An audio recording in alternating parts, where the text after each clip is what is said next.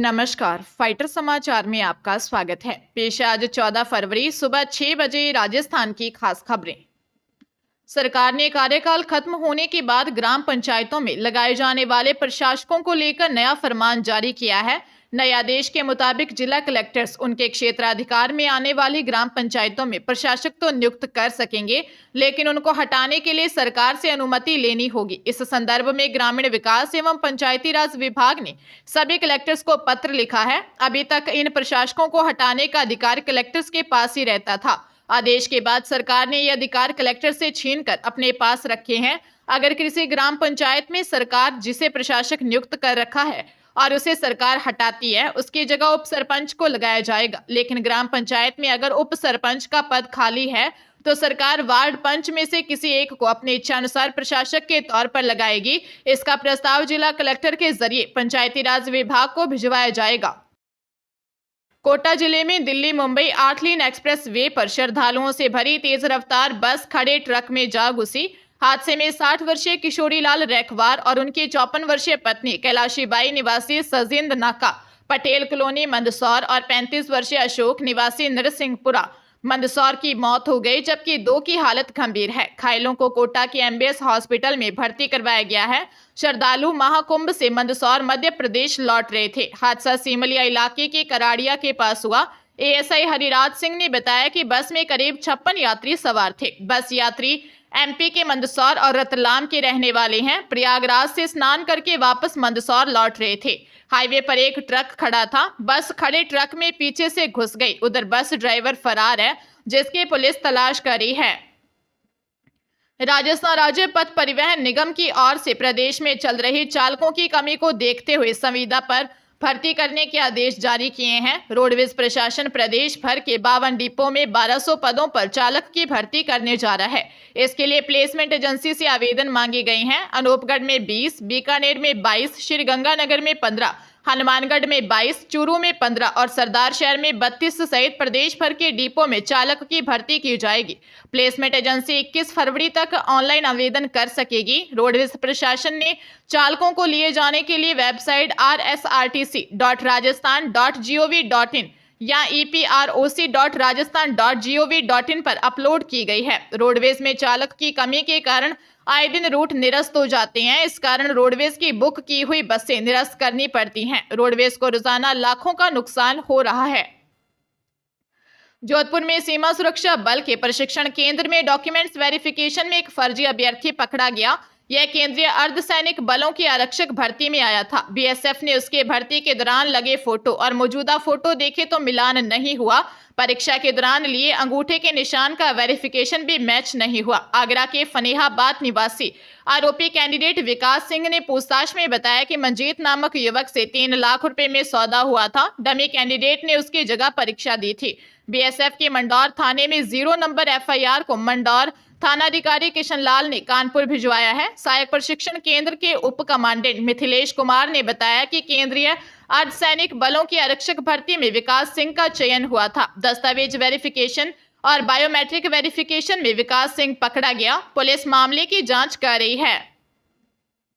श्रीगंगानगर के अनूपगढ़ के रामसिंहपुर थाना क्षेत्र में 21 साल पहले हुए जानलेवा हमले के मामले में एडीजे डॉक्टर महेंद्र कुमार गोयल ने 5 आरोपियों को आजीवन कारावास की सजा सुनाई है। साथ ही दोषियों को पैरोल का लाभ भी नहीं दिया जाएगा। गांव 8 केपीएम में भाइयों के बीच जमीनी विवाद ने हिंसक रूप ले लिया था। रामलाल और उसके भाई बिरबल राम व हिम्मता राम के बीच लंबे समय से जमीन का विवाद चल रहा था। एक रात करीब 10 बजे जब रामलाल अपने परिवार के साथ ढाणी में सो रहा था, तब हिम्मता राम, उदाराम, मालूराम, ओम प्रकाश और अन्नाराम समेत 8-9 लोगों ने रामलाल पर जानलेवा हमला किया।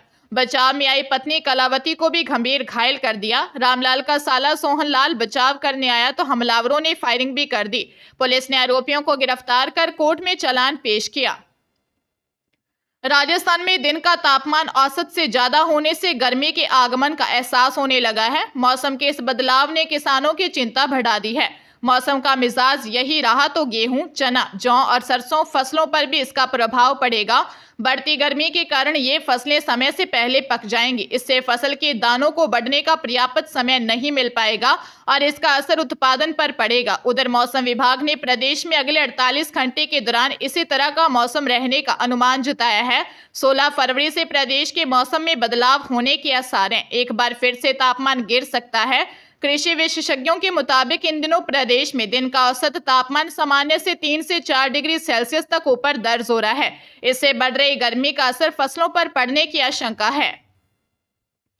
कनाडा में अफीम निर्यात करने के प्रयास से जुड़े मादक पदार्थ तस्करी मामले में लुधियाना कोर्ट के एडिशनल सेशन जज मनीला चुग ने पूर्व हेड मुंशी गोबिंद सिंह सहित 2 दोषियों गांव नंगल खुर्द निवासी गोबिंद सिंह और नसीब सिंह को 3-3 साल की सजा सुनाई।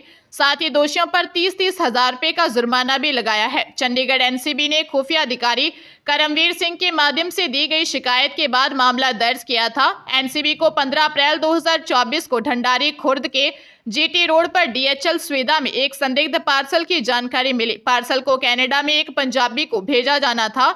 एनसीबी की टीम ने खेप की जांच करने के लिए कुरियर कंपनी के कार्यालय पर छापा मारा। हॉकी स्टिक के अंदर काले भूरे रंग की अफीम भरी हुई थी। डीग जिले के 3 थानों ने साइबर ठगों पर कार्रवाई करते हुए 4 साइबर ठगों को गिरफ्तार किया है। गिरफ्तार हुए आरोपियों में 2 नाबालिग हैं जो कई दिनों से फरार थे। कैथवाड़ा थाना अधिकारी शिव लहरी मीणा ने बताया कि मुखबिर की सूचना पर नागल के पहाड़ से रियाज निवासी नागल को पकड़ा है। उसके पास 2 मोबाइल और 3 फर्जी सिम कार्ड मिले। मोबाइलों में ठगी के कई सबूत मिले। सोशल मीडिया पर बने फर्जी अकाउंट के जरिए व्यक्ति साइबर ठगी कर रहा था। वही जोरहरा थाना अधिकारी अमित चौधरी ने बताया कि चौमोरा पुलिया से बामनवाड़ी की तरफ जाने वाले रास्ते पर जंगल से 2 नाबालिग युवकों को पकड़ा है। आरोपियों के कब्जे से 2 मोबाइल और 2 फर्जी सिम जब्त की गई। खो थाना अधिकारी ने बताया कि 5 महीने से फरार चल रहे साइबर ठग मौसम निवासी कल्याणपुर को गिरफ्तार कर एक मोबाइल भी जब्त किया है। दिल्ली यूनिवर्सिटी द्वारा नॉन टीचिंग पदों पर भर्ती की जाएगी। इसके तहत 137 पद भरे जाएंगे। आवेदन की आखिरी तारीख आज 14 फरवरी निर्धारित की गई है। इन पदों के लिए दिसंबर में भी आवेदन मांगे गए थे। फिर आवेदन की तारीख में इजाफा कर 14 तक अप्लाई करने को कहा गया है। भर्ती के लिए असिस्टेंट रजिस्ट्रार के लिए 40 साल, सीनियर असिस्टेंट के लिए 35 और असिस्टेंट के लिए 32 साल अधिकतम उम्र सीमा निर्धारित की गई है। नियमों के तहत रिजर्व्ड श्रेणी के उम्मीदवारों को उम्र सीमा में राहत मिलेगी। असिस्टेंट रजिस्ट्रार के लिए मास्टर्स डिग्री, सीनियर असिस्टेंट के लिए बैचलर्स और असिस्टेंट के लिए बैचलर्स डिग्री धारक आवेदन कर सकते हैं। उम्मीदवारों का चुनाव लिखित परीक्षा के आधार पर किया जाएगा। लिखित एग्जाम पास होने के बाद इंटरव्यू, पर्सनैलिटी टेस्ट देना होगा। हरियाणा के कुरुक्षेत्र के लाडवा में ठेकेदार की हत्या का मामला सामने आया है। वारदात के बाद से आरोपी मौके से फरार है।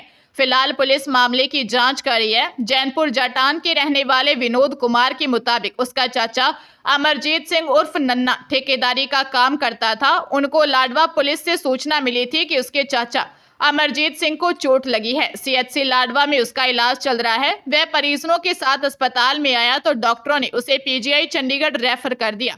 या इलाज के दौरान उसके चाचा ने दम तोड़ दिया। उसका चाचा किसी काम से बपदा गांव में गया था। या गांव के सुरेंद्र, सुखदेव और प्रदीप से किसी बात को लेकर बहस हो गई। उन्होंने हमला कर उसके चाचा को गंभीर घायल कर दिया। पुलिस ने आरोपियों के खिलाफ मामला दर्ज कर जांच शुरू कर दी है।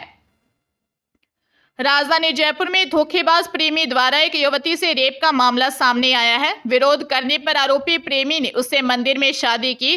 झूठ बोलकर पिछले 6 साल तक आरोपी देह शोषण करता रहा। बस्सी थाने में 30 वर्षीय युवती ने रिपोर्ट दी है कि साल 2017 में मालवीय नगर के रहने वाले आरोपी से उसकी मुलाकात हुई थी। दोनों में दोस्ती होने पर आरोपी ने शादी का ऑफर किया। अकेला पाकर जबरदस्ती की कोशिश की।